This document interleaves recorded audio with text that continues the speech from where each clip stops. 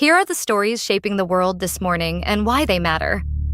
The U.S. Iran conflict has widened sharply, with new American strikes on Iranian targets, Iranian retaliation across the Gulf, and growing concern about what comes next for civilians, service members, shipping crews, and Americans detained in Iran. U.S. Central Command said American forces struck roughly 90 targets across Iran, after about 80 targets were hit the night before. According to reporting by PBS, the targets included military assets and a maritime control tower in southern Iran. Iran responded with volleys across the Gulf aimed at American military sites, and air raid sirens sounded over Kuwait City, underscoring how quickly the crisis is spreading beyond one country's borders. The Strait of Hormuz remains a major focus. Iran has not said it will allow free passage through the waterway, which is one of the world's most important routes for oil and commercial shipping. For families far from the region, the risks could show up in higher fuel prices, disrupted supply chains, and more uncertainty for workers in transport, energy, and manufacturing. For sailors and port workers in the Gulf, the risks are immediate and personal. The crisis is also becoming more politically explosive. The Wall Street Journal reported that Israel shared intelligence with the United States, indicating Iran was planning to assassinate President Donald Trump. France 24 reported that U.S. media said Israeli intelligence warned American authorities this week about a new and specific Iranian plan to assassinate him. Those reports have not removed the need for caution. Claims of plots and counterplots can harden positions at the very moment when de-escalation channels matter most. Iranian state media also said former Supreme Leader Ayatollah Ali Khamenei was buried Thursday at the shrine of Imam Reza in Mashhad, more than 4 months after he was killed in a U.S.-Israeli strike in February. That burial adds another layer of symbolism and anger inside Iran, where leaders may feel pressure to respond forcefully. Human rights advocates are especially worried about Americans already held inside Iran. PBS identified Reza Valazad, a 49-year-old Iranian-American journalist, and Kamran Hekmati, a 61-year-old Iranian-American grandfather from Long Island, as wrongfully detained and held in Evin prison. Their families face a terrifying weight because diplomatic breakdowns often make detainee cases harder, not easier.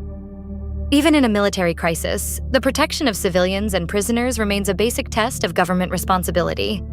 In Europe, extreme heat is again turning into a public safety emergency after the hottest June ever recorded in Western Europe and a deadly wildfire in southeastern Spain. The European Climate Service, Copernicus, said Western Europe's average June temperature reached 20.4 degrees Celsius, more than 3 degrees above the norm. The report said June was the hottest ever recorded in Western Europe and the second hottest June globally on record. Sea temperatures worldwide reached their highest since records began, according to the DW transcript.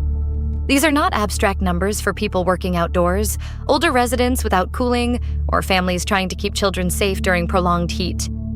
The danger became deadly in southeastern Spain, where a fast-moving wildfire killed at least 12 people and left 19 missing. The fire broke out during another heatwave in difficult terrain with scattered homes, making it harder for firefighters to reach people and contain the flames.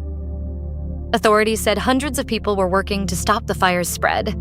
A correspondent reported that the working hypothesis is that a power cable fell onto road N340A near Los Gallados, about 50 kilometers from Almeria City, sparking scrubland that burned rapidly. If confirmed, that would again show how heat, dry vegetation, infrastructure stress, and strong winds can combine to turn a local failure into a community disaster. The human toll is severe. Families are waiting for news of the missing. Residents who fled may not know whether their homes, farms, or businesses survived. Firefighters, emergency workers, and local volunteers are working in punishing conditions, often with little rest. In rural areas, wildfire damage can also destroy livelihoods tied to agriculture, tourism, and small businesses. The health risks extend beyond the fire zone. Global Witness said 2/3 of the European Union's population may have been exposed to harmful ozone pollution during the June heatwave. Ozone pollution can worsen breathing problems, especially for children, older people, and people with asthma or heart conditions. That makes heat policy a health policy issue, not just an environmental one. There are constructive responses available: stronger early warning systems, better protection for outdoor workers, investment in grid maintenance, more shade and cooling centers in cities, and climate adaptation funding for rural communities. The latest heatwave is a warning, but it is also a reminder that planning can save lives. In Japan, officials in Okinawa are urging evacuations as Typhoon Bavi moves northward, bringing the threat of extremely strong winds, heavy rain, and dangerous waves, while parts of the country are also facing severe heat. The Japan Meteorological Agency said Typhoon Bavi is moving northward, with extremely strong winds expected to begin hitting Okinawa through Saturday evening. Maximum wind speeds were forecast to reach 162 kilometers per hour through Saturday. Rainfall through Saturday evening could reach 300 millimeters in some areas of Okinawa Prefecture, and waves could rise as high as 13 meters. For island communities, the risks come from several directions at once. High winds can damage homes, power lines, and roads. Heavy rain can trigger flooding and landslides. High waves can threaten fishing boats, coastal businesses, and ferry routes that people rely on for supplies and travel. Officials urging evacuation are trying to move people before conditions become too dangerous for rescue teams. The timing is also difficult because Japan is dealing with severe heat. Daytime highs topped 37 degrees Celsius in northern Kyushu, including Dazaifu and Kurume. Forecasts for Saturday in Kyushu put daytime highs near 40 degrees. Officials are advising precautions against heat stroke. That combination of typhoon and heat creates practical challenges for ordinary people. Evacuation centers need to keep people safe from wind and flooding, but also cool enough to protect older residents, infants, pregnant people, and those with medical conditions. Power outages during extreme heat can quickly become dangerous.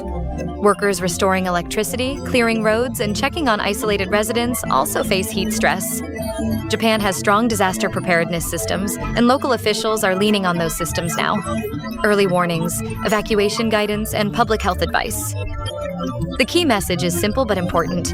People in affected areas are being urged to follow local instructions early, secure loose items, avoid shorelines, prepare medicines and essentials, and take heat seriously even while focusing on the storm. In Venezuela, rescue and recovery work is still moving slowly 2 weeks after twin earthquakes struck the country, and many people are believed to remain trapped under rubble. The Venezuelan government said Thursday that nearly 3,900 people had been confirmed dead. In Carabaleta, in the hard-hit La Guaira region, many buildings were reduced to piles of concrete. Russian rescue teams were reported to be making slow progress, and the scale of destruction has left families waiting in anguish. One woman searching for her younger sister said there was no heavy machinery to remove the rubble, and that her sister and her sister's family were still trapped. That detail captures one of the central problems after major earthquakes. Survival can depend not only on courage and effort, but on cranes, excavators, trained crews, fuel, medical supplies, and clear coordination. International aid groups are trying to fill some gaps. Peace Winds Japan opened a temporary clinic near Carabaleta, where survivors are receiving treatment. Some patients reportedly did not realize they had broken bones until they came to the clinic. In disasters, untreated injuries can worsen over time, especially when people are sleeping outside, lacking clean water, or trying to search for relatives while injured themselves. The impact on families is overwhelming. Parents are looking for children. Workers have lost job sites, shops, vehicles, and tools. Students may have lost schools. Older people and people with disabilities can be especially vulnerable when buildings collapse and services break down. In neighborhoods reduced to rubble, recovery is not only about rescue. It is about shelter, sanitation, food, trauma care, and rebuilding trust that help will arrive. There is still room for effective action. Faster access to heavy machinery, safer routes into damaged areas, more medical teams, and transparent coordination between the Venezuelan government, foreign rescue crews, and humanitarian organizations could save lives and reduce suffering. The work is slow, but every cleared doorway, every treated injury, and every reunited family matters. The Philippines has marked the anniversary of the 2016 arbitration ruling on South China Sea maritime claims, with officials emphasizing the award as a basis for diplomacy, cooperation, and a rules-based approach to a dangerous regional dispute. The event was organized by the Philippines Foreign Ministry Maria Teresa Lazaro and included government officials and experts from several countries. A 2016 International Arbitral Tribunal ruled that China had infringed upon the Philippines' fishing rights. Beijing has consistently rejected the ruling, known as the Arbitral Award. The Philippines' Foreign Secretary called the ruling an unshakable permanent anchor of the rules-based international order. That language is pointed, but Manila is also presenting the ruling as a tool for diplomacy rather than only confrontation. The Philippines said it would keep lines of communication open and use the award to engage partners on a legally binding code of conduct in the South China Sea. For ordinary people, this dispute is not theoretical. Filipino fishing communities depend on access to waters where their families have worked for generations. When maritime tensions rise, fishers can face harassment, lost income, damaged boats, and dangerous encounters far from shore. Their daily work becomes entangled with military patrols, Coast Guard actions, and diplomatic standoffs. Japan also signaled support. A Japanese foreign ministry representative said Tokyo highly appreciates and strongly supports the Philippine government's efforts. Japan has its own concerns about maritime security and freedom of navigation, and its backing reflects a broader regional interest in keeping sea lanes open and disputes managed through law. China continues to reject the ruling, and that remains a major obstacle. But the anniversary shows that smaller and middle powers are still using international law to press their claims, build coalitions, and keep diplomacy alive. In a region where miscalculation could affect millions of workers, consumers, and families, steady communication and clear rules are not symbolic. They are practical safety measures. Germany is moving to buy U.S.-made Tomahawk cruise missiles and station them in Germany, a decision Chancellor Friedrich Merz says is meant to close a strategic defense gap while Europe works on its own long-range systems. Merz said the agreement was reached with the U.S. government on the sidelines of the NATO meeting in Ankara. Under the plan, Germany will acquire American Tomahawk cruise missiles and deploy them in Germany. Merz said the deal closes an important strategic gap in defense and added that work to develop European systems will begin. The decision comes after the United States agreed in 2024 to equip its forces in Germany with long-range weapons starting this year, including Tomahawks. There had been fears that the earlier arrangement was being scrapped.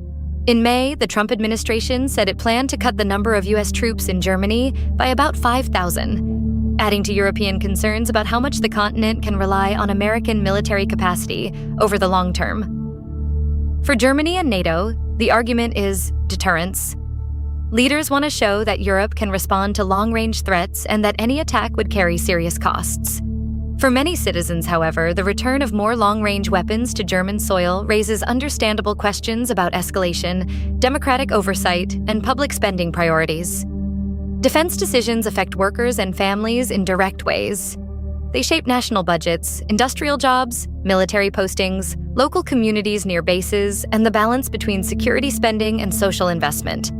A lightly progressive view does not dismiss defense needs, especially in a more unstable Europe, but it does ask governments to be honest about costs, risks, and goals. Merz's emphasis on developing European systems is also significant. It points to a Europe trying to take more responsibility for its security rather than relying entirely on Washington. The challenge will be ensuring that stronger defense is paired with serious diplomacy, arms control efforts where possible, and public accountability. Security is strongest when citizens understand not only what their governments are buying, but why. In Israel, Rahm Emanuel is calling for significant changes in the U.S.-Israel relationship, including a new approach to military assistance and renewed efforts toward Palestinian statehood. Emanuel spoke at Tel Aviv University. He is a longtime supporter of Israel, a former Chicago mayor, and a former White House chief of staff under President Barack Obama. According to PBS, he said the U.S.-Israel alliance needs significant changes and a new direction to maintain its strength. He sharply criticized Prime Minister Benjamin Netanyahu's government. His comments matter because they come from someone who has historically been identified with strong support for Israel, not from a critic outside the mainstream of American politics. Emanuel argued that preserving the alliance requires rethinking how it works, including how U.S. military assistance is structured and how the United States and Israel approach the question of Palestinian statehood. The broader political context is changing. The segment noted that American public opinion and the Democratic Party are increasingly divided over U.S. support for Israel. That division has deepened as more Americans focus on civilian suffering, human rights, and the long-term consequences of occupation and war. At the same time, many Jewish communities and supporters of Israel remain deeply concerned about security and anti-Semitism. For ordinary Israelis and Palestinians, policy debates in Washington and Jerusalem translate into daily realities. Military service, checkpoints, displacement, insecurity, economic hardship, grief, and fear for the future. A durable alliance, Emanuel is arguing, cannot be built only on weapons transfers or old assumptions. It also has to answer whether it is helping create conditions for safety, dignity, and political rights for both peoples. His call for Palestinian statehood is not new as a diplomatic concept, but it is newly urgent in the current climate. The constructive opening is that even strong allies can ask harder questions. If U.S. and Israeli leaders are willing to connect security with rights and military support with political progress, there may still be room for a more stable and humane path. Follow for a daily world brief. Sources are linked in the description. That's the world as Minerva saw it.